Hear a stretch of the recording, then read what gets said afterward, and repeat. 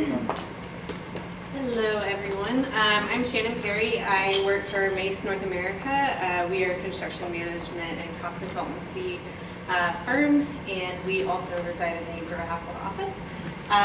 Today I'm not going to talk about anything in the built environment, but something that I've recently become very passionate about thanks to a flyer in an imperfect produce box that I got, which is food consumption and food waste. So globally, each year there's about 1.3 billion tons of food that gets wasted. In the US alone, we account for about 30 to 40% of food that gets wasted in our country each year, which comes to around anywhere between 160 and 165 billion dollars.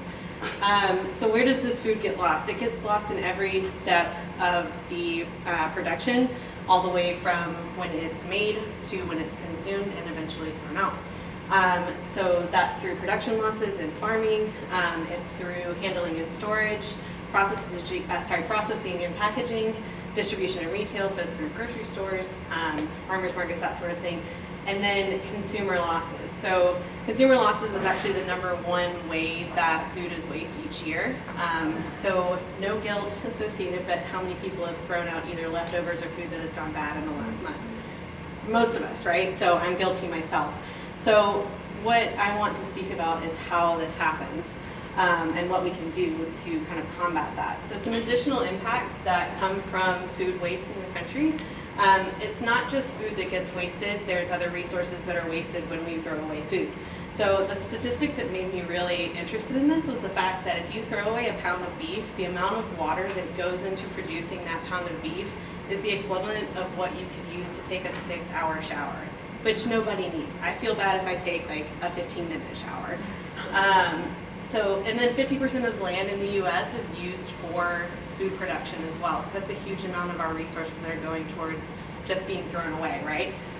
80% of our natural water resources are used towards food production, which means that if we're throwing away 30 to 40% of our food, roughly 25% of our natural water resources are getting thrown out and wasted each year, which is a huge problem for a state like California, where agriculture is a huge part of our economy, and we're also in a severely drought-ridden state.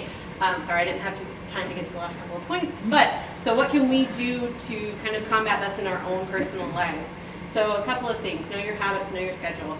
If you know that you're going to be doing a lot of meetings, you're not going to be eating late, you're not going to be able to cook at home, don't buy the food that you're not going to eat, right? If you know that after 3 days you're not going to want to eat your sweet potatoes and chicken, then don't make 5 days worth of pre-made meals. Know how to store your fruits and veggies properly. There are certain fruits that can cause other fruits to ripen faster, making them go bad quicker. Find recipes that use entire food products. For example, you can make pesto with the greens from carrots. You can use lemon rinds to candy them and put in salads. And there's just a bunch of different things that you can use to use the entire product. The other thing is understand sell-by dates. Most of them are arbitrary dates that manufacturers put on their food because that is when they are going to be best by, but there's actually about 1/3 of a product's life that can still be, you can still eat it after it's already technically been bad. Sorry I didn't have time to get the rest of it, but that's it.